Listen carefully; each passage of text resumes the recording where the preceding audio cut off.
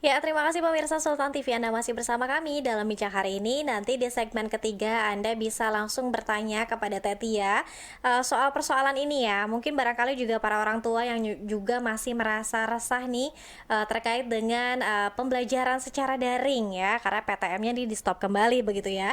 Kita masih ditemani sama Teh Tia Rahmania. Oke, Teh, tadi bagaimana nih kondisi dari dampak psikologis anak ketika pembelajaran daring?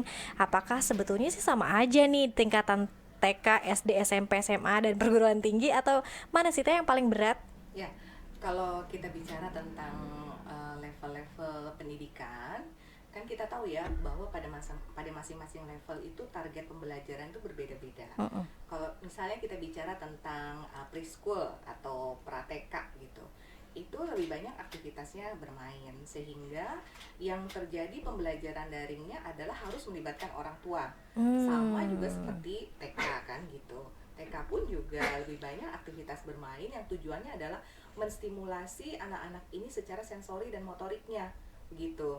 Nah, mau tidak mau tetap orang tua incas di situ karena menggantikan si guru yang tidak ada dalam tempat yang sama, Mm-mm. tapi mungkin dibantu dengan visualisasi secara di waktu yang bersamaan melalui virtual kan begitu. Nah, tantangannya adalah orang tua yang mungkin memiliki waktu, dia akan banyak menghabiskan waktu dengan anak-anaknya. Sesungguhnya kalau dilihat itu juga menstimulasi adanya bonding tuh antara orang tua dengan anak, Mm-mm. karena baik itu sentuhan, instruksi, kebersamaan yang didapat antara orang tua dan anak itu mau tidak mau akan menimbulkan attachment yang baik antara anak dan Hmm. orang tua. Kalau kita Oke. bisa melihat ini dan memanfaatkan ini, maka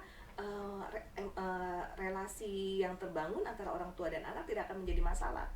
Diyakini dalam psikologi, bonding yang terjadi di tingkat dasar atau di usia-usia awal perkembangan anak ya, sebelum 5 tahun atau sampai 5 tahun misalnya, itu akan sangat bagus tuh, fondasi yang bagus untuk dia dewasa nanti gitu.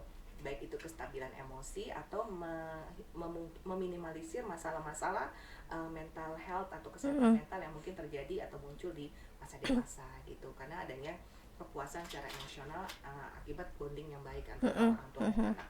Nah, tapi kemudian ketika kita bicara usia sekolah dasar, awal masuk sekolah dasar, di mana tuntutannya adalah anak mulai belajar untuk bisa menguasai bagaimana baca tulis gitu kan, bagaimana dia harus konsentrasi Ya. duduk diam gitu.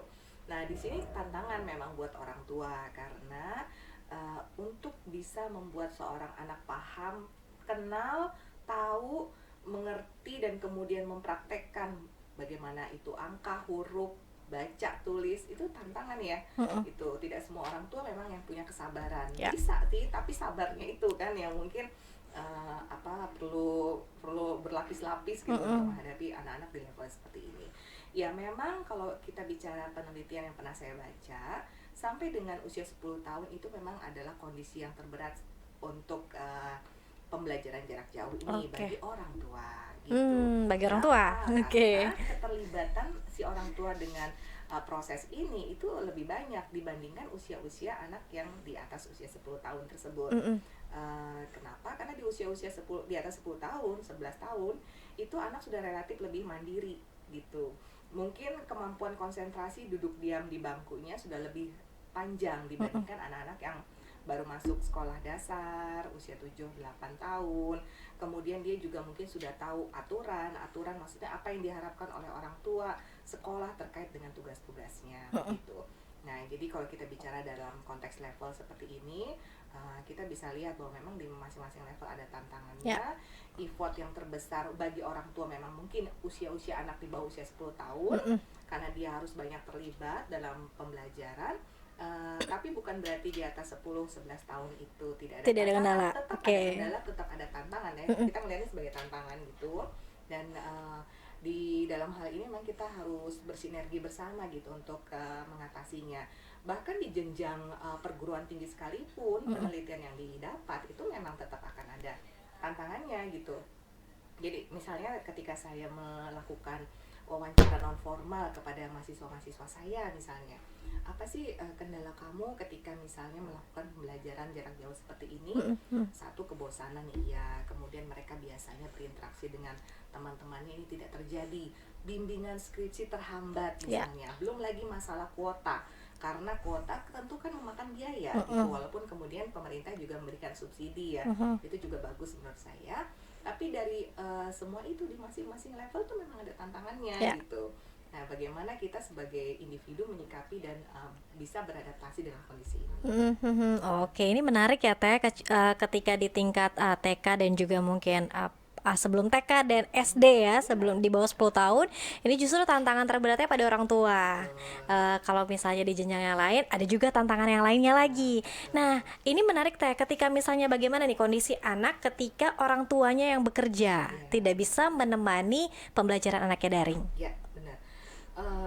Ini juga jadi satu momok juga ketika orang tua bekerja, kebetulan bekerjanya bukan dari rumah ya, bukan work from home gitu. Karena ketika bekerja di rumah pun dia juga harus berbagi tuh antara pekerjaan tanggung jawab sebagai person in career dengan di rumah atau rumah tangga gitu. Nah, untuk yang seperti ini memang perlu ada manajemen tuh, menurut saya perlu ada manajemen. Kalau memang beliau tidak bisa, maka bisa juga dikomunikasikan kepada guru. Itu satu, karena bagaimanapun guru juga punya peranan untuk membantu proses pembelajaran ini berhasil dengan baik gitu.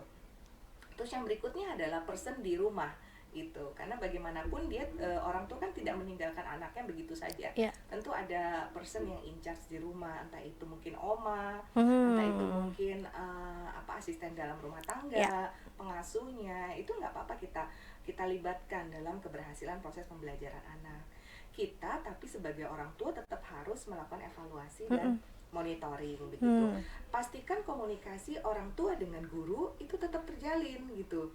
Jadi salah satu kunci keberhasilan dalam efektivitas pembelajaran ini adalah terjalinnya komunikasi sesungguhnya antara orang tua dengan guru ataupun siswa dengan gurunya gitu. Jadi dari penelitian apa yang bisa menimbulkan ketidakefektifan dalam pembelajaran jarak jauh itu sebenarnya komunikasi salah satunya. Gitu. Miss-missnya itu ada di komunikasi. Nah, kalau kita sama-sama mau menjembatani ini, membuka diri gitu, menyadari bahwa ini adalah situasi yang tidak biasa sehingga masing-masing orang bersedia beradaptasi bersama gitu, maka ini harusnya bisa. Guru akan mengkomunikasikan kepada orang tua mana bagian-bagian dari anaknya yang mungkin belum selesai dari tugasnya barangkali, atau misalnya dia terlambat hadir di ruang virtual, sehingga si orang tua kemudian juga bisa berkomunikasi kepada anak, berkomunikasi kepada person in charge di rumah untuk mengingatkan. Nah, dari situ kan enak tuh. Kemudian yang berikutnya tentu adalah bagaimana cara komunikasi juga, karena kadang-kadang kalau orang tua pengen buru-buru aja jadi marah-marah, emosional. itu akan mempengaruhi kondisi kejiwaan anak juga sih. Jadi memang jadi orang tua itu susah-susah gampang.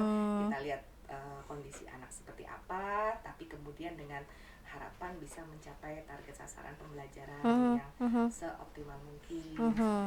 Oke. Nah, kalau dari satuan pendidikan tadi yang mungkin terberat tadi TK SD ini yang efektif Teh, berapa jam kemudian harusnya dilakukan pembelajaran daring? Kan anak-anak biasanya kalau TK kan cepet bosen ya. Ya betul. Nah, ini ya mungkin pemirsa Sultan TV juga harus memahami kenapa kemudian kementerian pun juga mengurangi atau menurunkan derajat target capaian-capaian pembelajaran, karena dipahami juga bahwa konsumsi virtual terlalu lama itu juga tidak efektif gitu. Jadi bahkan di satuan pendidikan perguruan tinggi sekalipun, kalau biasanya tatap muka itu 1x50 untuk satu SKS, 1x50 menit untuk SKS, dalam kondisi virtual itu memungkinkan untuk dikurangi gitu.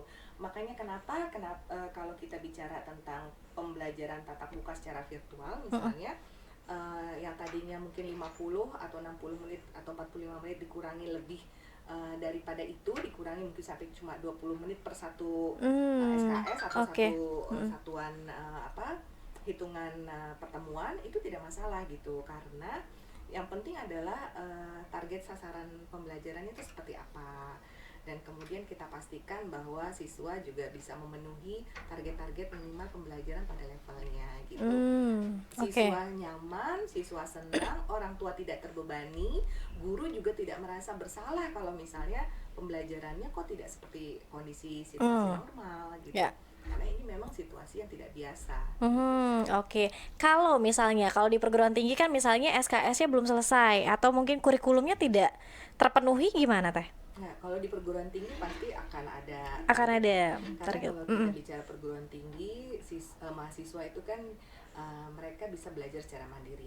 Pembelajaran jarak jauh ini ada dua metode, sinkron dan asinkron.